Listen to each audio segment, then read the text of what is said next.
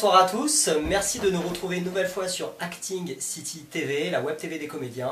Ce soir, j'ai la chance d'être en compagnie de Jérôme Commandeur. Alors Jérôme, bonsoir. Salut, merci. Alors Jérôme, on va tout de suite te resituer. Pour nos amis internautes qui te connaissent plus en tant que comédien qu'en tant qu'humoriste, tu es l'inspecteur du travail qui envoie le pauvre Cadmerade, pauvre entre guillemets, chez les ch'tis, dans Bienvenue chez les ch'tis. Ouais, c'est bien ça. tout à fait. Alors, ce qu'il faut savoir, c'est que pour un premier rôle, c'est quand même pas mal. Oui, j'aurais pu faire pire. Mais... Voilà, absolument. Ça reste une scène modeste. Mais... Ça reste une scène modeste, mais marquante. Marquante, oui. Voilà, absolument. Alors, toujours dans ton actualité, Jérôme, on peut te retrouver tous les matins sur WeFM à 7h35. Tu peux nous rappeler l'onde de WeFM?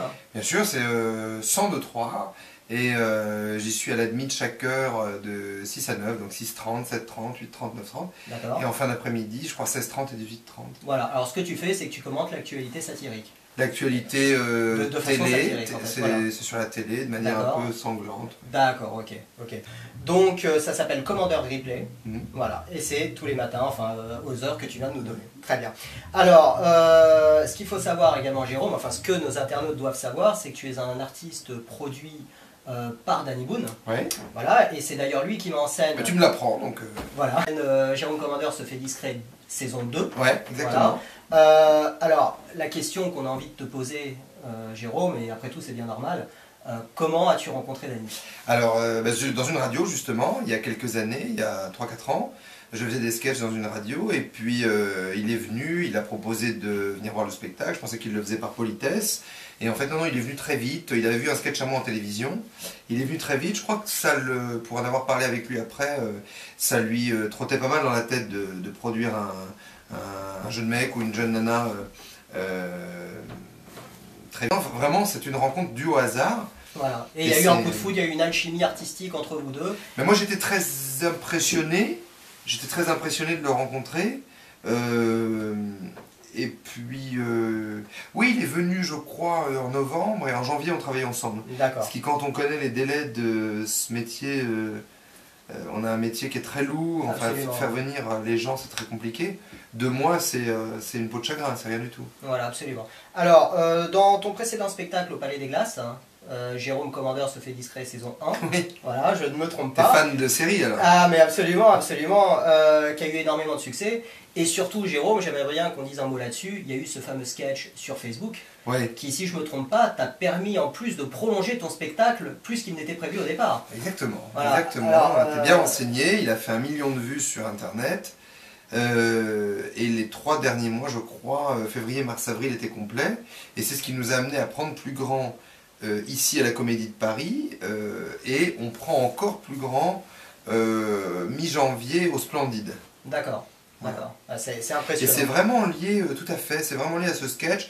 Et il y en a un autre que j'ai fait sur l'iPhone. On va en parler, Jérôme, c'est prévu. On va en parler, mais effectivement, j'ai adoré ce sketch également. J'aimerais qu'on dise un mot là-dessus. Donc, j'aimerais qu'on parle de la saison 2 de Jérôme Commandeur se fait discret. Tu nous fais le pitch du spectacle? Bien sûr, il y a plusieurs choses. Il y a plein de petits personnages qui passent pas mal en télé maintenant. Il y a Bibi le routier, il y a Pénélope, l'étudiante altermondialiste espagnole, il y a Gisèle Lapin, la secrétaire de bureau.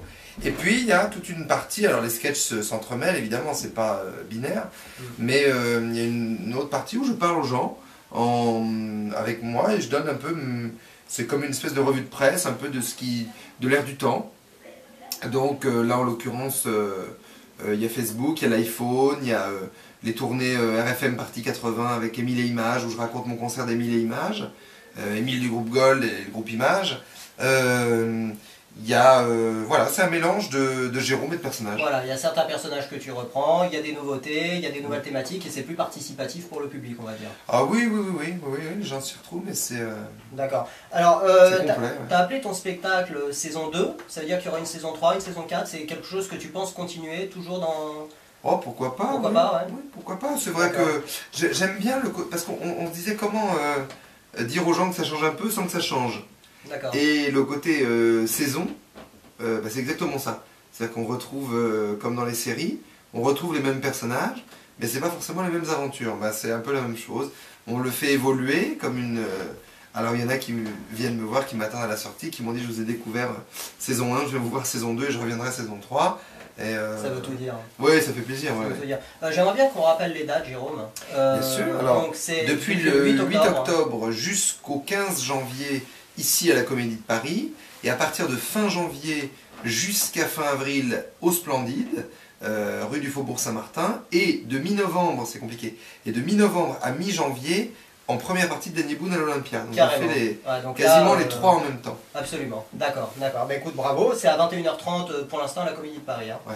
D'accord. Dans ton nouveau spectacle, Jérôme Commandeur saison 2, Se fait discret saison 2, il y a un sketch sur l'iPhone qui est incroyable, qui est dans la même veine que le sketch sur Facebook. J'aimerais bien que tu nous en parles. Ah ben volontiers, parce que en fait je m'étais rendu compte que on était tous un peu vampirisés par ces gadgets. Ah tu l'as pas. Regarde mes applications. Ah moi je suis BlackBerry, moi je suis. Il y a le Samsung, il y a l'iPhone, et je trouvais que ça prenait une place quand même vachement plus qu'elle ne devrait en fait en prendre. Et du coup. Ce qui est tout à fait vrai en plus. Voilà, je suis parti des applications et en riant et en inventant des fausses applications, l'application toilette. Par exemple, t'appuies et puis il te donne les toilettes les plus proches de là où t'es. Le problème c'est que les particuliers chez qui tu débarques sont pas toujours prévenus. L'application GPS qui te donne le chemin que tu as pris une fois que tu es arrivé. Donc c'est vraiment une envie que tu avais de parodier un peu tous ces phénomènes de société dus aux nouvelles technologies. Hein. Oui. Parce que ça t'amuse beaucoup finalement. Oui, ça m'amuse beaucoup. Ouais. Et surtout, ça dit beaucoup de choses de l'humain. C'est-à-dire qu'on pense que c'est lié à 2009, 2010, 2011. C'est très contemporain, mais c'est aussi très intemporel. C'est-à-dire que toi, tu as ceci, moi j'ai cela, moi j'ai tant d'amis, toi t'en as moins. Bah tiens, tu vois, c'est mon iPhone. Et bah voilà, c'est l'iPhone de Jérôme qui sonne. Vous voyez en direct. Hein. Alors, j'aimerais qu'on parle un peu de ton avenir, Jérôme. Tu l'envisages comment ? Toujours sur la scène en tant qu'humoriste, parce que je sais un artiste qui fait de la scène, il a du mal à se passer de la scène. Oui. Est-ce que tu aimerais bifurquer quand même vers le cinéma ou la télévision? Oh oui, moi ça me plairait beaucoup. Maintenant, c'est vrai que le cinéma, je l'ai fait avec les ch'tis. Là, il y a pas mal il y a 2, 3, 4 longs métrages en préparation sur 2010. Mais je laisserai pas la scène parce que c'est vraiment... Tu pourras pas t'en passer. Ah oui, c'est vraiment donc, un moyen d'expression. Donc il y a des longs métrages de prévus au cinéma. Oui. D'accord. Un petit scoop peut-être oui, je suis dans le prochain film de Danny Boone qui s'appelle Adieu la douane. D'accord. Avec Benoît Poulvorde. Voilà. Ok, ça sort quand? Je pense fin 2010. Fin 2010, d'accord. Tu auras un rôle conséquent? C'est à Danny de le dire, mais je crois. Pas un rôle conséquent, mais je crois que je serai dedans, oui. D'accord, génial, très bien. Bah, merci pour le scoop, en tout cas, je pense qu'on est les premiers à le savoir. Alors, on a quasiment terminé, Jérôme. Tu sais que Acting City, c'est une web TV dédiée aux comédiens. Oui. Tu sais que un comédien, quand il sort d'une école d'art dramatique, c'est difficile pour lui de trouver des rôles. J'aimerais bien qu'un comédien comme toi, confirmé et en passe de devenir très célèbre, très connu. Je préfère que ça vienne de toi que de moi. Voilà, mais à mon avis, ça va être le cas. J'aimerais que tu leur dises un mot. Ils sont là, ils nous écoutent. Hein, et pour leur dire que c'est le plus beau métier du monde et qu'il faut s'accrocher même si c'est difficile. Quoi.